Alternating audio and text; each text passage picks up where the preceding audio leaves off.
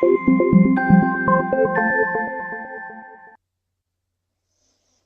everyone, and welcome to Grow Great Live. I'm your host, Ria Lala, and with me are my amazing co-hosts, Antonia Dodge and Mariana Pollack. And today we're talking about children in charge. Who's running the show? Now, we've come a long way since the medieval times when we were worried about throwing our babies out in the bathwater because they were the last to take a bath. Or the Industrial Revolution when we used to send our kids up chimneys to do the sweeping. So nowadays, kids often play the central role in the home. So Mariana and Antonia, what do you think? Who's running the show, and should kids be running it? I find it really interesting, this complete change in culture from seeing our children as not that I think anybody's ever seen their children as expendable. I think children mortality has always been something deeply disturbing to parents. But there was a time period where people were they just kind of accepted the fact that there was like a 50% mortality rate. I've gone to cemeteries in my local area here in Pennsylvania, and it is crazy how many plots are set up for children. And so I think people had this sense that, children weren't expendable, but it was just a part of life that they were going to die. And so I think the respect we had for children's lives, mortality anyway, just anybody's life, was so much lowered. And over the course of the last 100 years, where our infant mortality rate has gone down to, what is it, 5%? It used to be 50% of children died before the age of 5, and now 95% of children survive, only 5% die under the age of 5. We have a completely different outlook on the preciousness of human life and children, which is awesome. The direction of that culture is amazing, and I think it's really great. But I think we've become hyper-focused and hyper-vigilant on children's safety. And I think that hyper-vigilance and hyper-focused on making sure our children are alive no matter what has created this hyper-focus on children in general. And because we're so, honestly, I'm just idea generating here. I don't know this to be true, but this is my speculation, that because we're so focused on making sure our children are safe, we've become hyper-focused on them. I think this is where the phenomenon of helicopter parenting comes from, making sure that the child never experiences anything negative, no boo-boos, no scrapes, no bumps and bruises. And so we end up doing things like a couple months ago, this last summer, I was at a park with my husband and my 2-year-old, and we saw a kid who was probably about 4 years old. We saw his mother have him on a leash at the park, which, being on a leash, there's some context where I get it, right? Like that little bungee leash thing that you put kids on. Like when I go to amusement parks, I totally get why you'd put a kid on a leash. My husband's totally anti-leash, but I get it, right? Like if you're at Disney World, kid on a leash makes sense, especially if they're like a kid like mine, which loves to run away and has no compunction about turning a corner and not seeing mom and dad. But this kid was on a leash to the extent that the mom was crawling up the jungle gym and unclicking the leash so he could go down the slide and then meeting him at the bottom to click him back on the leash. And I thought, wow, that's a level of hypervigilance that I don't know if I've ever experienced before. And yet I'm seeing more and more of that. And so because there's this hypervigilance of making sure that the child is safe, now suddenly all focus and attention is on the child, and now the child becomes the center point of everything, and all decisions have to revolve around that kid, and everything is about that child, and now suddenly at least their energy is in control of the house. Even if they're not dominating the house with a hierarchy, even if they're not telling everybody what to do, because everything is so hyper-focused on this child, it feels like the kids are actually running everything, all scheduling, everything. And I'm not sure what I think about it, actually. I think that the pendulum has swung possibly too far the other side. Let's bring I Mariana. believe so. And I have 2 boys, ages 8 and almost 13. And I've learned that in the process of raising them, they have to have their individuality in order for them to become men and to become free and to be fulfilled, I guess, later in life, because when it comes to boys and moms, a lot comes from the mom. I have to let them be. And yes, the safety used to be one of my biggest concerns and the primary issue, until I figured out that they will not be free ever. If I was hovering over them and making sure that nothing happens or that they don't get a scratch or bruise or anything. Once I let go of that, it was so much easier. Another way that I see a lot of the helicopter parenting is in regards to school, because I don't know what kind of other school out there are. When it comes to our school, we get emails almost on a daily basis. There's a website you can follow everything that your child does, this test, that test, homework, everything. I sometimes say I need a personal assistant in order to keep up with all the emails and correspondence and everything that goes on. And I remember when I was growing up, we had a parents-teacher conference literally twice a year, for every semester, and that was about it. And we grew up to be quite successful and be okay in the process.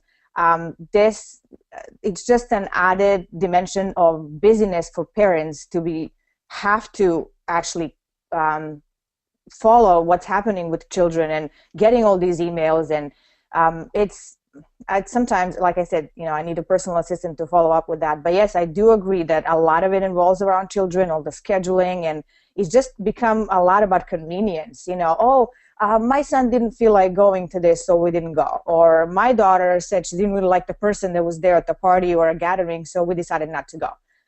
You don't have to go totally the opposite way. It's like, no, you're going because I said so. But at some age, when they still cannot make their decisions, it is your decision. And they just have to learn from it, I guess. Yeah, you guys have made some really great points, and I just want to pick up on the part where fear-mongering has created a slew of parents that are raising kids who just won't be able to think for themselves, and that's what we're in danger of here. In fact, there's two types of ways that kids can grow up in the household, and that's where they're either internally directed or they're externally directed. So for example, an internally directed child goes inward and starts to, weigh options, think about repercussions. They become very reflective and introspective and think about, what needs to be done. An externally directed child, well, one way of being able to, determine whether a child is growing up with external direction is first of all seeing how the parent or the caregiver interacts with them. So if you have like a mom or a dad who's interacting with the child and saying things like, okay, yesterday I had to drive you to school, so I really need you to grab your lunch and grab your bag and get your shoes on because if we don't want to be late, because yesterday I was really angry that I had to take you to school. Mm-hmm. So what we did right there is we've taken the child down the garden path. Every last bit of what they need to think about has been spoon-fed to the child. So at this point, what we want to do is change the game. We want to be able to have the child just have something like this. The mother just points to her watch, and now the kid has to look at the mother and go, hey, mom's pointing at her watch. Why is mom pointing at her watch? Oh, wait a second. The time. What time is it? The bus is coming soon, and yesterday mom had to drive me, so I better grab my bag and my lunch, put my shoes on so I can get out the door so mom's not pissed. This is what we are wanting for our children, is for them to be able to come to conclusions for themselves. And a really good tip to just have in parents' pockets is this. Anytime that you are giving your child an instruction and telling your child what to do, change it around to a question. In fact, 90% of your communication with the kids should be in the form of a question. So that way you get their ideas, you get their feedback, you get them to start thinking about things, and it actually makes for more interesting conversation. That's kids that think for themselves. And what's an interesting concept is approximately what age do you start establishing that? And my guess is that that's pretty early. Like, you're not just going to have a kid that does that. Like, you're not going to be like, oh, I'm tired of telling them every little detail, so now I'm going to start insinuating and hoping they make the right decisions. You've got to start that early. Like, you've got to allow them to be self-directed from a very early age, where they recognize that their choices are going to be like, you're gonna honor their choices, but you're also going to allow them to receive the consequences for their actions. And I think that that's why the helicopter parenting style removes that component, because you're protecting them from their consequences. You're not allowing them to see the full experience of, I'm going to try to climb this ladder, and this ladder might be more than I can handle, and here comes my mom swooping in to make sure, obviously if the ladder is 2 stories high, you're going to make sure that your child doesn't die from the experience. But if it's something where they can just get a bump or bruise, if you don't let them experience the entire, from start to finish, you've removed their ability to understand the consequence. Like, if mom is tapping her watch and that means it's time for school, and I just don't go to school, and oh great, I get to watch cartoons or play video games all day. That sounds awesome to me, right?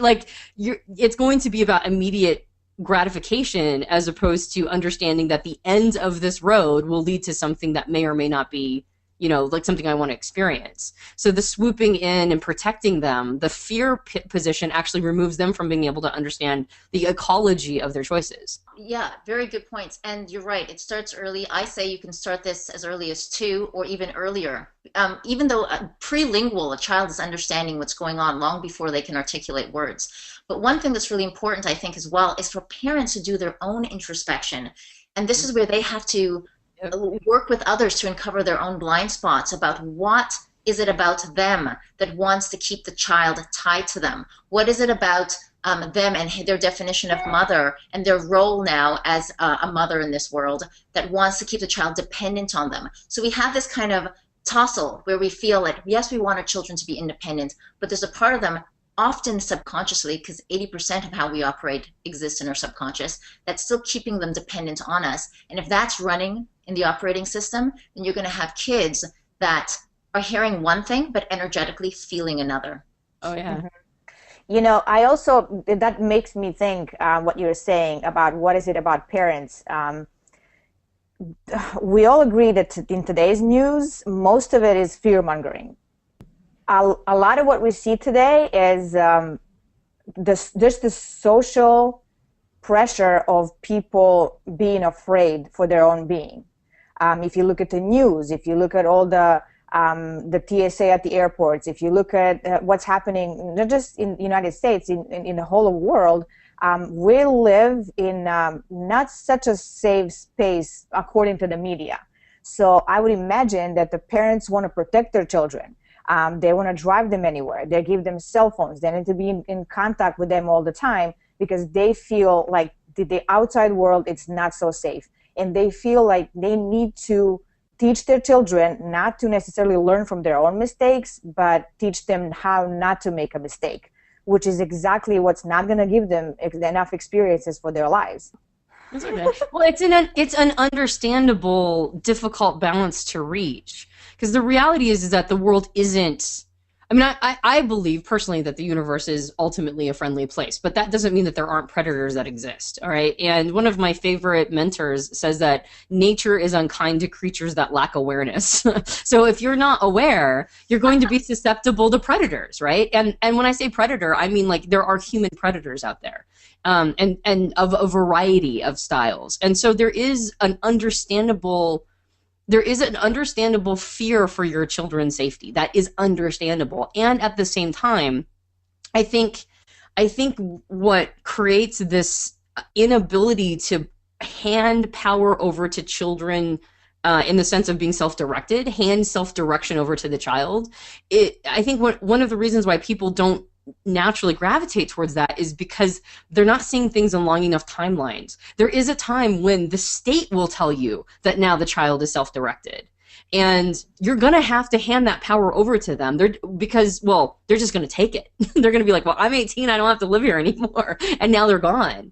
And so this balance of, okay, so what age is my child at right now? How much self-direction do I give them? How much fear do I have of predators outside? How much time and attention do I give to that? How much do I try to protect my child versus prepare them? None of that's easy, right? Like none of that is easy. And I think because as parents, we have an insecurity about knowing that. Like there are some things that society tells you that you're supposed to just come out of the hatch having. You're just supposed to know how to be an amazing partner, right? Like you're supposed to just come out of the hatch knowing how to be a great married partner. Well, why? Like relationships are tough. You have to work at them constantly. Why should we just assume that we're going to come out of the hatch knowing how to be a great wife or husband? You're supposed to just come out of the hatch knowing how to be a great parent. And so because we get this concept that society expects us to just know all this stuff, then we get really in when we know that we don't know it, right? Like at the age of 2.5, how much self-direction do I give my child? Right? I don't know that. I've got to figure it out. Like I've got to try to be sensitive to that child themselves, and I've got to be sensitive to the context that I'm in. And there's all these components and factors to it that are so complicated and so insecurity inducing that I'm just going to default to whatever culture tells me. What's culture saying? Culture's saying that people are putting on their kids on leashes at parks. Well, I'm going to take cues from that to say I should probably put my kid on a leash, right? And if I don't, I might get judged. And then now I'm perpetuating judging others for not doing that, right? So it just becomes this big cluster of doubling down on safety, because I not only do I not know, and I'm really insecure and I'm trying to balance all this piece out, but I also know that other people are going to judge me if I don't. If I'm not hyper vigilant about my child, I'm going to get dogpiled by all the other moms of the park. And so now I've got to deal with my insecurity about being a parent and my insecurity about being judged by other parents, because they're all insecure and they're doing the same thing. And I think this turns into this experience for the child where they're not being self-directed because we're not self-directed, right? Like, we're handing all our power over to these other parents to tell us how to raise our child, and society and culture. So I think you're right, Ria. I think it becomes this energy of lack of self-direction, and the kids pick up on that, and so they don't feel permission to be self-directed either. And just to touch upon something you said, we don't come out of the hatch knowing how to be a parent. But one thing that I think is underrepresented, and I think it's now starting to gain more traction, is how have we lost our intuition? Because our intuition, this is primal, and how we caregive our kids. We read books like What to Expect When We're Expecting. I got it, and I leaf through it. But there's a part of me that really rejects that now, because I think, as you both rightly say, we're looking externally to try and look for leads. What is one parent doing? What is the media telling me to do?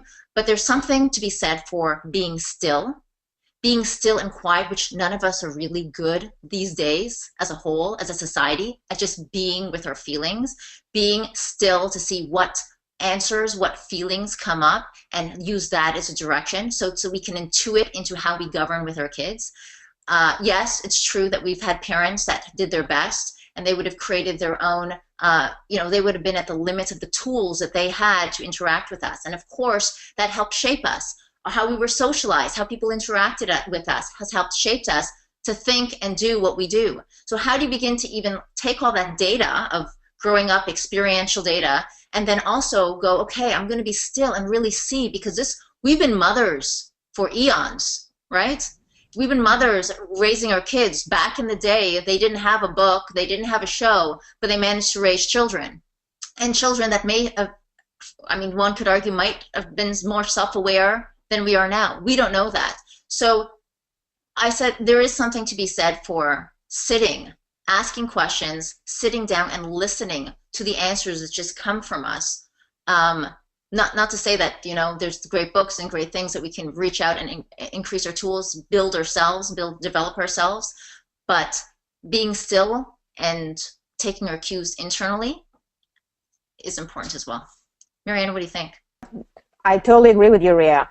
The stillness is lacking because there's so many inputs from the outside world. There's so many schedules. There's so many judgments passed around, like Antonia said, on parents, that even when we do get quiet and we introspect, we judge ourselves. Am I doing a good job?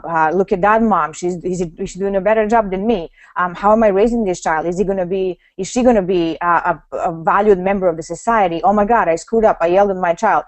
It's even when we do go introspect, we still are, at least for me and a lot of people that I know, we kind of go and spin around downward, as opposed to being still and looking for answers and looking for that intuition that, like you said, all our mothers and all our collective feminine had from the beginning of the ages. And I think that's where the answer is, going still into stillness yourself to create stability within yourself, because that's the greatest gift a mother can give to her child, her own stability. That's except obviously for the men as well, but we're all ladies here, but I'm sure men will agree as well. Because when you are stable, when you do consult your intuition, when you do consult the mighty feminine, you will get answers and you will know instantly what to do. And there is no questioning and there is no judgment. And the children will feel that because they pick up on all of it that we're doing. And at the same time, maybe they're even trying to tune out us not being present with them. They deal with that by them not being present with us, but by them going and playing video games and going on technology and not even listening. And there's also something that I want to point out is the honesty that I've seen, actually lack thereof, especially in school or on the athletic field. is parents not being honest with their children in order to protect their feelings, which is again the helicopter parenting. After the game or after, you know, whatever happens in school, they will say to children, "Oh, great job, good job," even though the job was not really great. And I'm not saying that you should tell your children, you know, you should have passed that ball and that was totally not lack of effort and everything. I'm saying you just be realistic with them and be honest with them, because when kids pick up on dishonesty from parents, they will not be able to relate with them anymore the way the parents want to relate with them.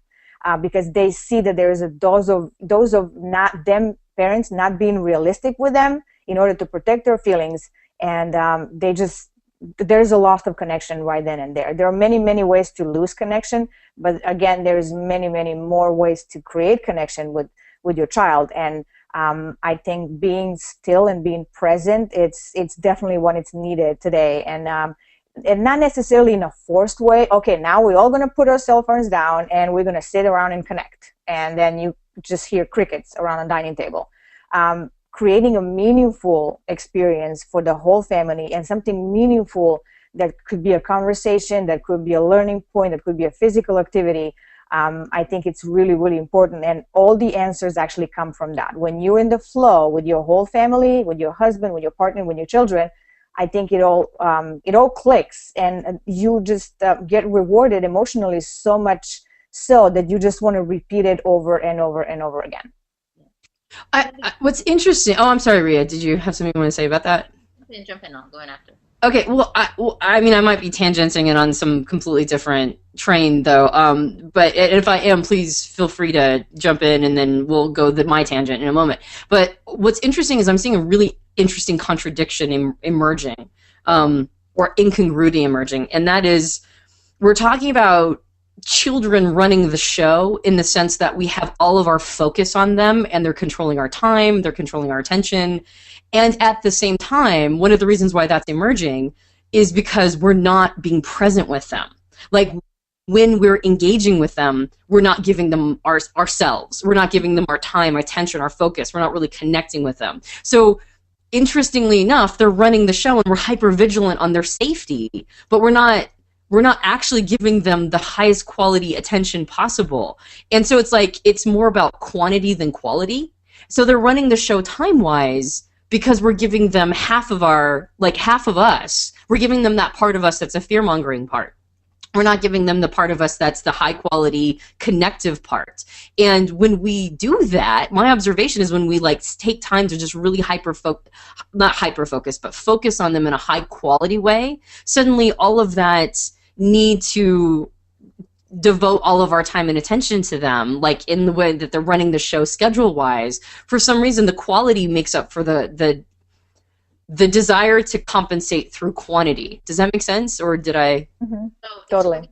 And I've been running a theory for a while that, you know, all of us should ask as we take our kids, because one of the things that comes up time and time again is how overscheduled the kids are. It comes up in the news all the time. Every parent knows that they're shuffling the kids to different activities, and they're exhausted, and the kids are drained. And, you know, the first thing the parents say is, well, you know, my kid loves dance, and my kid loves soccer, and my kid loves art. But one thing that just to ensure that we have all of our bases covered is to think about every time that we overschedule our kids and they have a million things that are going on, is it possible that when we do the check mark in the box as a parent to say, hey, we're sending our kids to activities, they're growing, they're learning, they're getting experiences.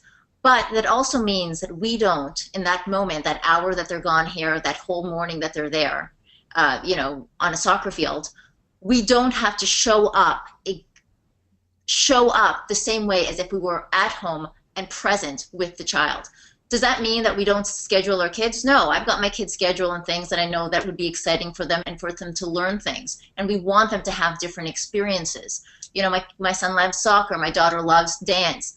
But on the same note, I'm still asking myself the question, just as you rightfully say, Antonia, every time my child has something to do, it takes something for me to sit there and not just move the knobs around the Monopoly, but actually be there, focused, enjoying it, leaning in, asking questions, engaging.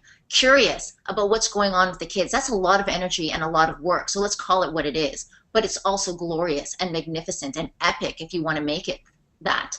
And so if, you know, that's just an interesting question for us to all ask ourselves as mothers, as we, you know, take our kids to many different things. Does it mean that we just don't we force ourselves not to be still and not to actually experience the real stuff? And the question, it begs the question, well, why would we ever do that?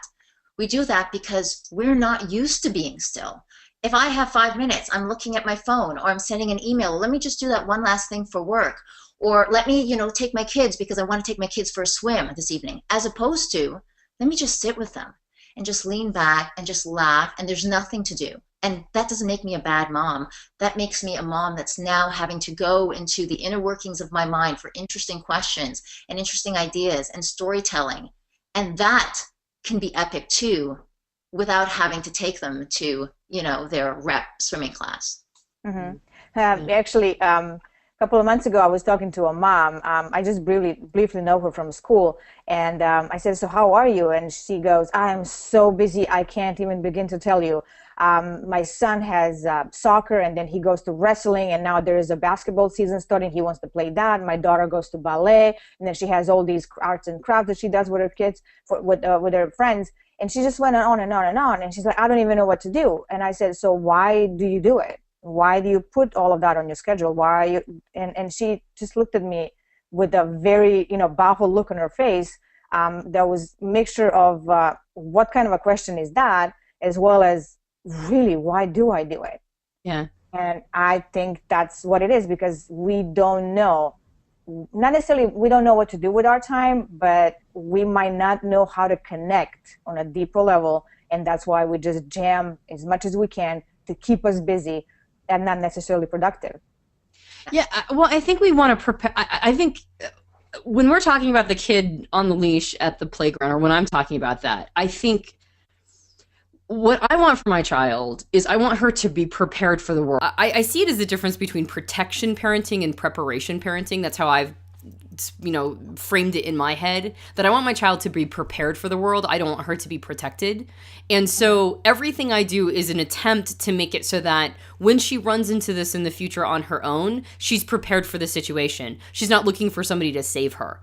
And so I think in terms of preparation, but I think this really busy schedule is our attempt to prepare our children for the world. We want to prepare them for a busy adult schedule. We want to prepare them to be, you know, A-types. We want to prepare them to be people who are successful and can deal with college and the stress of college. And so I think the reason why we have these incredibly busy schedules is because we are trying to prepare our kids for the world. And at the same time, is it possible to ask ourselves if that's the kind of adult we want them to be? Is totally prepared to, like, you know, kick ass and take names in the business world? Like, is that what you want? Now, if that's what you want, then you do prepare your child for that with, like, super busy schedules and throwing themselves into it. Or are you trying to raise a child that is self-directed, loves themselves, is, you know, like, can sit with themselves, as we're talking about, can create intimacy, can do all this other stuff as well, but also have that ability to just completely own themselves? Have really high quality choices, be able to want to bring something bigger to the world, not just be busy with the rest of their lives, race to their death, right? Like a lot of us are doing, but actually go, what can I bring to the world, and how can I make it so that the rising tide raises all ships? How can I make it so that the higher quality the person that I am, I'm going to have blast that energy out, and everybody in my sphere is going to be the highest quality person they can be because I'm bringing that energy. So it's really a question of asking what kind of adult you're grooming right now. Like, what kind of adult are you trying to make? Who is this person that you, or not make, because you're not making the adult, you're simply, you're part of the pruning process. So what kind of adults am I trying to send out to the world? And what do I want to influence? And if you never ask yourself that question, then you're just on autopilot, just like your parents might have been on autopilot with you, just like you might be on autopilot with your life. And so a lot of times I thought this was so brilliant, but somebody said, hey, do you want your children to be readers? Do you know how to turn them into readers? You shut the TV off, you litter the house with books, and they see you reading all the time. That's how you create readers. You read all the time, they see you reading, you turn the TV off, and you just put books everywhere. And If you want your child to be a higher quality, a higher consciousness person, how do you do that? Well, you be a higher quality, higher consciousness person. Like, you ask yourself what it is you fundamentally want to bring to the world, and you ask yourselves those hard questions, and you own yourself, and you work on yourself, and you become the highest quality person yourself. And your child is going to, they're going to pick that up. They're going to osmose to some extent that energy. Well, really good points. One thing I want to say about that is, well, Dr. Shafali says that raising a child is more about raising the parental self than it is about raising the child, because unconsciously, through our children, we are able to get front row seats to all of our crazies, all of our issues, even better than our children, to know how to press our buttons and to trigger us. And through them, we're able to literally start to transform if we're ready to roll up our sleeves and do the work. There'll be a lot of parents that will feel nowadays, we've gone from the Industrial Revolution, which is the other extreme, where kids are going up chimneys, to now where we live in an overindulgent society. When we talk about who's raising the show, who's running the show, why should I be asking my children? I mean, a lot of grandparents might feel this way. You're giving your kids too much choices, or you're pandering too much to the child, or you're going to, create somebody who's whiny. Really, what's changed, and I take issue with that, because what I see that what's happening now is, it's not so much, it can get to the point where it's indulgent if you're not conscious about what you're doing and the intention behind it. But if you are a parent who is introspecting into what is going to allow my child to, as you say, develop and to gain new skills. There's a lot of people right now, that a lot of parents and even grandparents, that think about that we've created a society of overindulgent kids where we're constantly pandering to what the child wants. And that may be true. And that's where a parent is going to have to go inside and think about, bring their consciousness to why they're doing, and is this going to be best for the children. But the word attachment parenting, which has been thrown out a lot in books and in the media, but what attachment parenting really is, which is something that I really support, is how do I interact with my child such that I am emotionally connecting with them. So if I have to discipline, or if I have to tell them, or if I have to set boundaries, because this doesn't mean that we're not setting limits or setting boundaries on our kids. We don't want them to be overindulgent, but we can still set boundaries and show up as a conscious parent with an attachment parenting style, which means that if the child wants something that you're not prepared to do, how do we do that where we don't have to energetically pull love away from the child, or have a big face on us where we go, I told you so? How can we tell them that they can't go somewhere, or they can't do what they want to do, or can't play where they want to play, in a way where the child feels heart connected to you? And there's a way you can do that, where you're still touching them, where all your nonverbal cues are still engaging with them, where the child feels that, hey man, I'm in the trenches with you, and I feel your pain, but you know what? We can't do it this time. And that's it. And that's one way where you can set the boundary and not create overindulgence, but yet still be heart connected. Because I think people think you has to be one or the other. You're either being overindulgent and you give into everything and it's a yes, yes, yes, or it's the stern dictatorial parent. And the middle is this. It's the attachment parenting style, which is boundaries, which is seeing about what is best serving the child, as the natural hierarchy of adult. And then if you have to tell them something that they can't do or can't have, you say it where you are connected, where they feel you get them. And that, I think, is what is confusing in parents' mind. If parents are able to learn how to do that, connect with their child as they say no, connect with their child when you tell them they can't have something, then you will see that parents will feel less guilty, children will feel more connected to the parents, and you don't have a bunch of kids that are overindulged. So we feel that kids are literally running the show. One of the distinctions that I think has become really clear to me is the difference between punishment and discipline, based on what you were talking about. We live in a very punitive society. We send people to jail not to discipline them or rehabilitate them, but we send them there because we are punishing them for having done something wrong.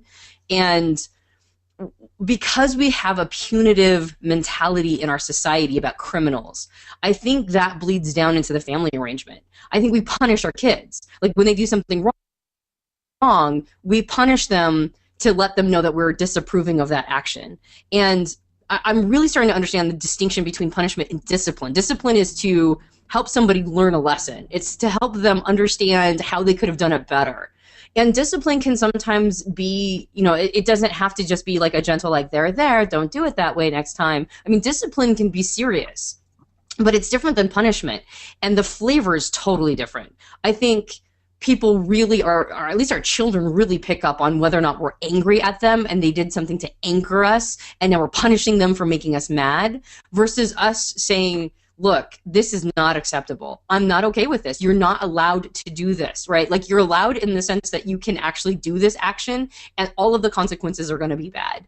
And because their minds don't think in broad enough terms yet, right? Especially, like, I have a 2-year-old. She hasn't even developed what's called theory of mind yet. Theory of mind is that ability to understand that other people are experiencing reality differently than you are, right? Like, it's the ability to understand that other people are not seeing like, that's why she hides under a blanket and thinks that that's a suitable hiding place for hide and go seek, because she can't see me, so therefore I can't see her.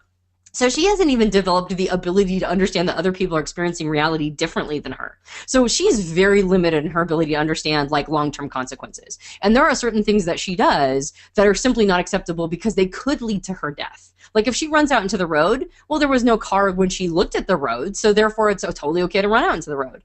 That could lead to her death, and that's an unacceptable behavior. So discipline I personally believe that discipline is a necessary component to parenting. You have to express to your child that there are things that they do not cognitively get yet, and they have to understand that it's not acceptable to do those things because it could end their life. They might learn no lesson ever again if they get smushed by a car, right? So there is a point to discipline. There is a purpose to it. But just simply getting mad, saying, I get to like hit you, yell at you, whatever it is that you're doing for punishment, I get to do all that because you evoked a negative emotion in me, and so now you're feeling the effects of having made me mad. That's a totally different space to come from than, this is an unacceptable behavior. You cannot understand why it is yet, so I'm going to have to imprint on you that this behavior is not okay. And I'm going to do it in love, and I'm going to be gentle, and I'm going to let you know that it's not about my anger. It's about the action itself that's unacceptable. And, a practical version of that, I'm so glad you mentioned theory of mind, because a practical version of that is your child's leaving the house, and you know that it's cold outside, and you encourage them to wear the jacket. And they tell you, no, I don't need the jacket, or they don't even think to wear the jacket, and they keep, arguing with you, and they walk out the door.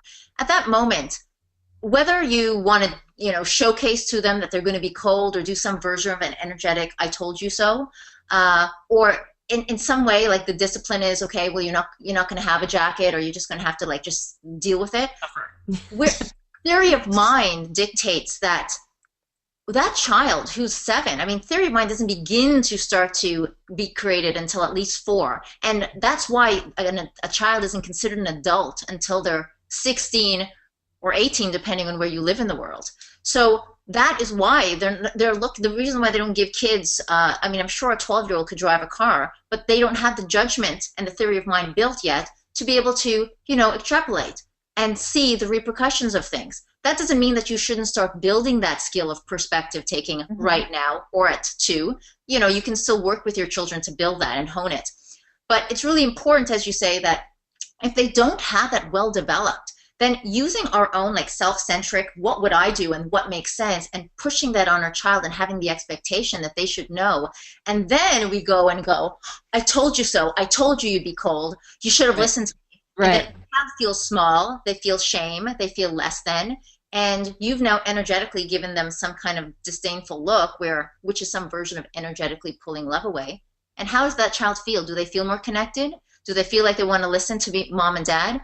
When parents complain about, my kids don't listen, well, that every parent has that complaint, but the degree to which a child doesn't listen will be a function of what work have you done in those moment-to-moment interactions where you got down to their eye level, and in that moment, instead of scornfully looking at them and doing any version of a pull love away, tone, body, face, energy, where you say what you have to say and you still connect with them through your language and all your nonverbal cues. And then you have kids who go into their teenage years and how are less likely to be peer-oriented and more likely to be adult-oriented, because, just not to go too much on a tangent here, but this whole idea of when kids grow up to be teenagers, they go and they leave with their and hang out with their friends, and that's what life's like.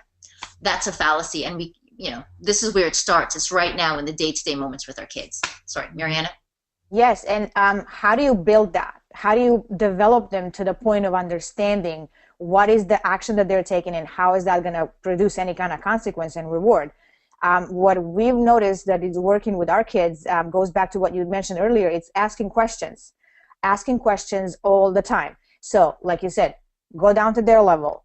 Do you understand what just happened? No matter what it is, was it endangering their lives, or drawing on the wall, or anything that they did? Most of the children are not going to understand that. So what did you see? What did it make you? How did you feel when you actually did that? What happened that made you do that? Do you understand what the consequence is? So asking them questions so that they understand where are they coming from when they're performing certain actions, and also teaching them that that's not who they are. They tell our kids, oh, you've been a bad boy or a bad girl, or it's not about being a bad, it's a label. It's about expressing the behavior that in certain moments just doesn't express a very good choice that they're having. And sometimes you have to impose the punishment as well, because I'll tell you why. A while ago, Marco, our younger one, he was 6 at the time, he did something that could have endangered his life, and we immediately started asking him questions. So what do you think what happened there? He goes, I don't know, because he's used to the spiel. He knows that we're going to be asking questions. And I said, what made you do it? I don't know.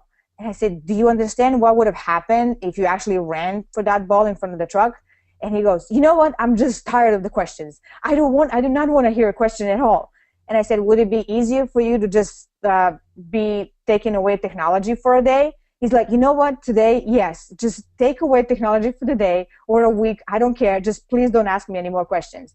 Only to later on, actually in the car, started saying, what happened back there was me really making a bad judgment, and I'm really, really sorry. I did not mean to endanger myself. I know you guys worry about me too much. So he actually came back by himself. And the more you do that with your children, that's how you actually develop their mind and the level of understanding that they too can make a good decision, and just like we are as adults. I agree. I know you're about to say something, but I want to say what he was doing there is stuff that adults do all the time. I'm just too tired to think about the consequence. I just don't want to think. Like, no more questions. I don't want to ask myself any questions because I just don't want to have to think. Adults do that all the time. Okay, so that is the perfect setup for something that I think is one of the most important things when a parent is engaging with the kid. So asking questions, like, that's an art form, right? Asking good questions is an art form, and it's something that's so worth your time to build, where you scratch past the first question and you dig deep till you get to the good stuff, like the 4th and the 5th level. But more important, or as a preempting to that needs to be done, is where parents look and hunt for the teachable moments. Those moments are usually, I would say 90% of the time, not in the moment where the interaction or the issue is taking place. It is in the moment when you're cuddled up in bed and you're snuggled up and you're warm and connected, and that is like a distant memory from an hour ago or earlier that day, and you go, hey, what was going on there and what happened? And in that moment, the chances of the friction or the chances of the resistance is greatly reduced, because the child's mind is hospitable to what you're saying. Yeah. So it's very difficult to do that, because in the moment, sometimes it's wanting to look good with other parents. Like, I've seen where a child isn't sharing a toy and the mother has their own issues about their child and how greedy their child is. So they want to make sure that a 2-year-old is sharing their toy with somebody else. And at that moment, it's not the fault of the mother, but the mother is not realizing that a 2-year-old is not thinking about sharing. And you're not trying to teach a child something that they're not capable of doing prior to two. If they give the toy voluntarily, they've given that altruistically and great. But really, theory of mind, as we mentioned, doesn't really kick in until 4. So if a child has a toy and their mind's engaged and neurons are firing and they're excited, there's no way you should pull that toy away and insist that they share it. What you really want is that child to go, hey, you know, Joshua's waiting for it. When you're done, can you share the toy? And that way, when it's given in beauty, it's given in grace, and nothing has been sacrificed in that child's development.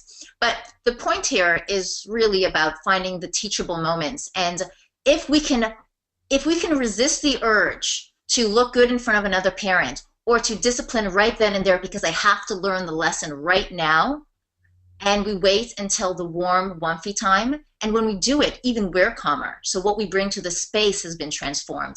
Their listening is on high alert. Their heart is connected to you. You're holding their hand, and now you're able to parent and guide in a way that they're receptive and not reactive to. I noticed this one time where my daughter, she actually spit on Grandpa, and she's not used to rough play, but they were rough playing, like very similar to how my son would play with Grandpa. And in her excitement of this, something that she doesn't normally do, she kind of just was caught up and she spit. She wasn't really thinking about it. But in that moment, had I have said, why did you spit on Grandpa? You know it's not nice to spit. What was going on? All eyes would have been on her. She would have felt like the center of the room. She would have felt embarrassed, which I'm queuing for. What's going on here? And then I realized that if I just stayed back and went at it with a curiosity, as you say, Mariana, with a questioning, but softly, and then look for when is that moment where we can talk about how do we engage in play. Because what happened there was really, she thought she was being funny, and she thought that was all part of the ruckus game. And sometimes that happens with kids, is that they may not know or may not be thinking in that moment. Like, they're not thinking, they're kids. But looking for the teachable moments, which most of the time is not in the moment. And that's where we have to have our own restraint.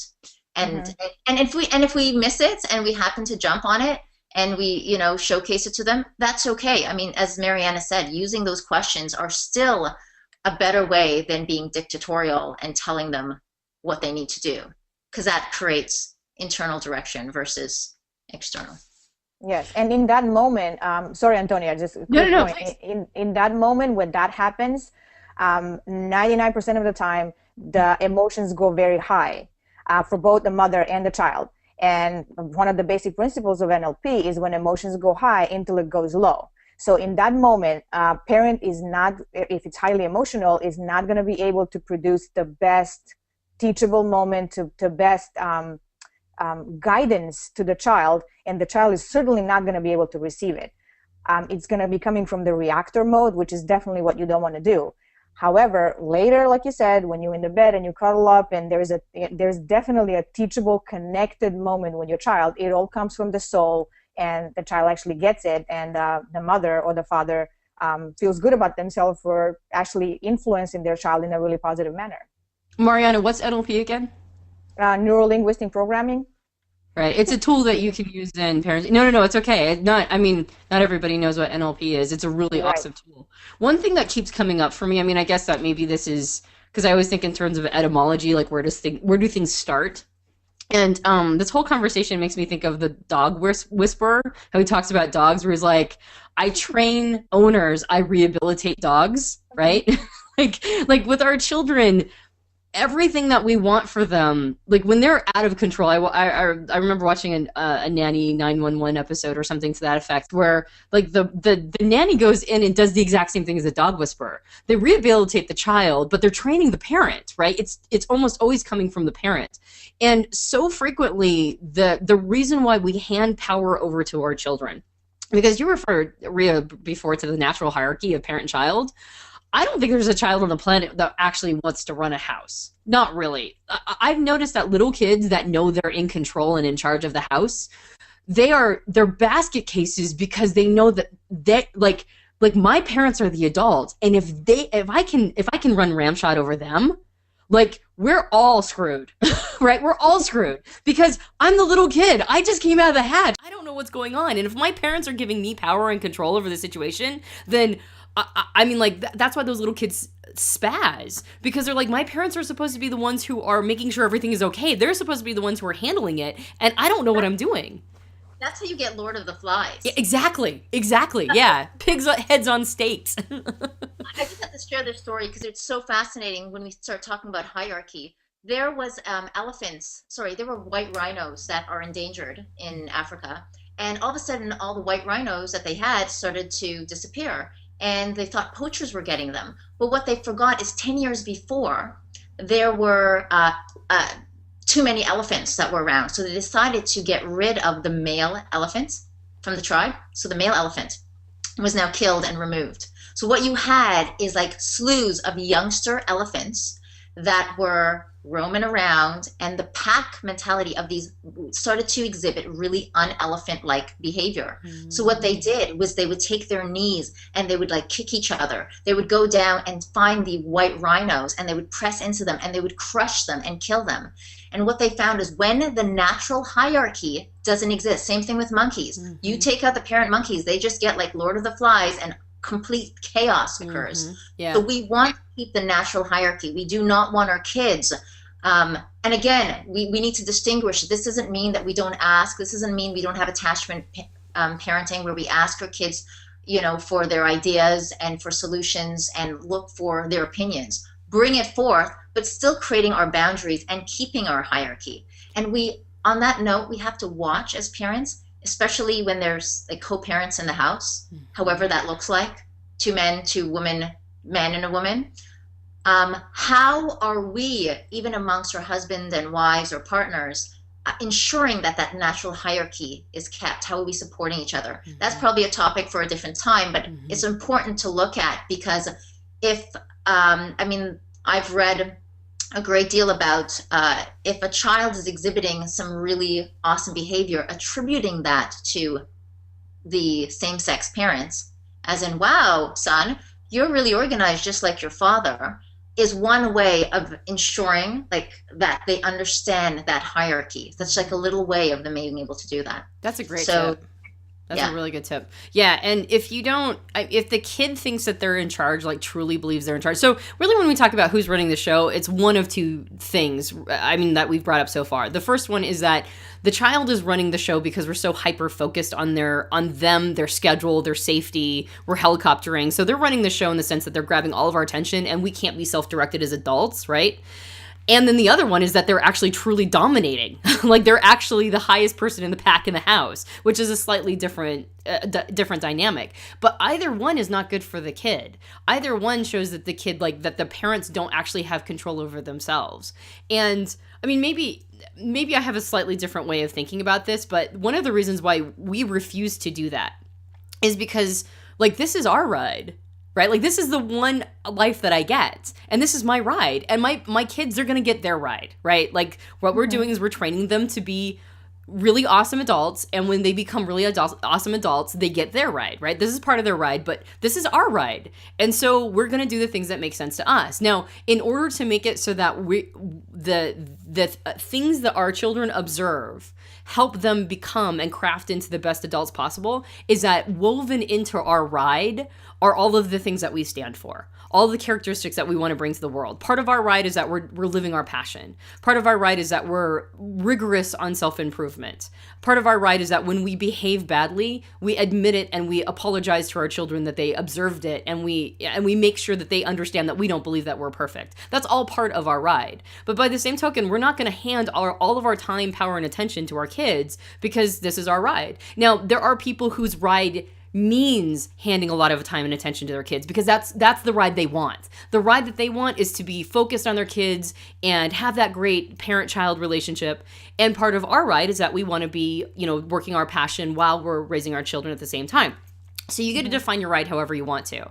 But the question is, are you defining your ride or are you on autopilot? Are you just handing all of this power, time, and attention to your kids because you haven't actually thought about it, right? That's just how your life just started emerging, and you just got caught up in I always think of like in the Finding Nemo, the Australian currents, right? The EAC, east Australian current, right? And we just get caught up in life. Like we end up swimming along and boom, we're in the EAC, and now we're like miles down. So are we directing our lives? Are we living consciously? Are we making sure that we're the highest quality person that we can be? Keeping in mind that means that we're going to fail a lot. We're going to be failing again, failing better, fail again, fail better. Life is a test iterate. But acknowledging that, not killing ourselves over it, not thinking that we have to save face in front of our kids and go, no, we did everything perfect and you're the one that messed up here. But are we being the highest quality person we can be? Are we training ourselves as children so we can as adults so we can rehabilitate our children? I think that's such a major part of making sure we're not handing so much power over to our kids. We hand power over to our kids because we don't know what else to do. Or we hand power and attention over to our kids because we haven't been thoughtful about where we want to put our power and attention. Maybe we've never been self-directed. Maybe we've been outsourcing the direction of our life the entire time. We handed it over to our parents. When we went to college, we handed it over to our counselors and our teachers. We got in a relationship, we handed it over to our mates. Maybe we've been handing all this power over to people our whole lives, and now we have kids, so we just follow suit and hand it over to our kids. The question is, are we being self-directed, and our kids are picking that up from us so they can learn how to be self-directed as well? I love what you're saying about this is my ride and this is my life. And most of the time, we know what we want out of our lives. Sometimes we don't know what we want out of our lives. So having that feeling of actually running your life the way you want it and having your ride, it's not only best for you, it's best for everybody around you. It's best for your children, it's best for your partner, it's best for your family. Because when you are doing what you love and when you're having your own ride, you're more fulfilled and you have better of yourself to give. Now, like I said, some people know what their ride is. Some people don't know. To some people, it's given to them by their culture or their family or the tradition in the family. All the mothers in my family stayed at home and devoted their lives to their children. Or all my mothers in my family were working mothers who have their own careers. Right. So it's really cool for all of us to know what that is. So like I said, we can be better for us and for the family. What is not okay sometimes, and Antonio, you mentioned that earlier in the conversation, is the judgment that is being passed on whichever mother or father chooses to live their life and have their ride.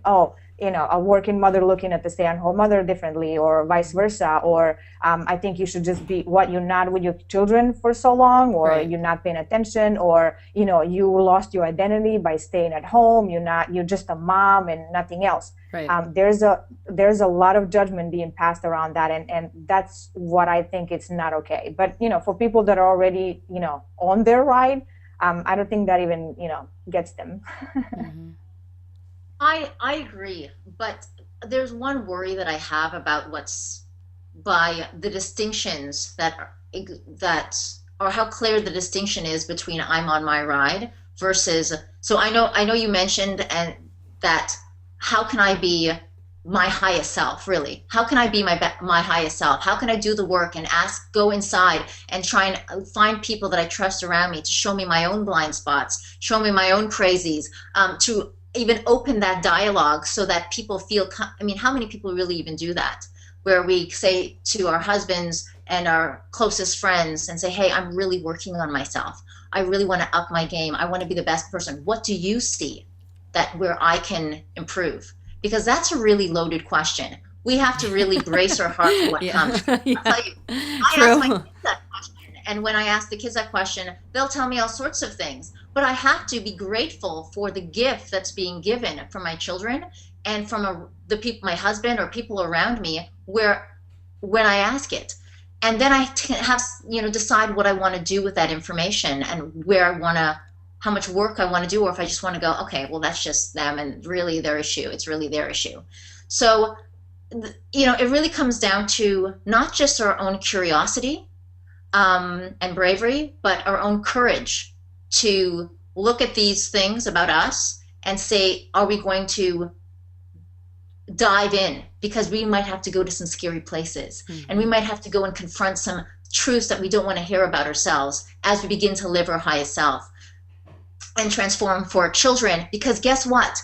if our kids are really give us like the front row seats to all of our crazies, um, what will give us, like, I can't think of anything out there in the world that will allow us to learn all of the things, all the niggly bits that we need to transform, that allow us now to build ourselves and then show up differently for everybody. The neighbor, the friend down the street, our partners, our kids, like everybody wins when we show up. So just to your point, when we say we're on that ride, I just want to make sure that we don't take that to mean in any way how, like, what the level of work and inquiry that needs to be done such that we feel that, you know, it's about me now. Because sometimes I think there are parents out there that are, you know, killing themselves in order to please their children, killing themselves to satisfy wants and needs.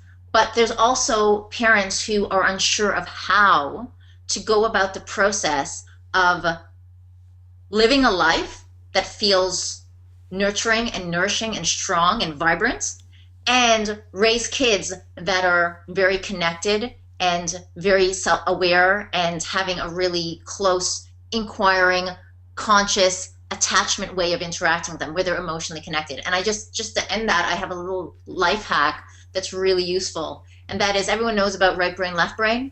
Right brain is your emotional side, left brain is your logical side, right?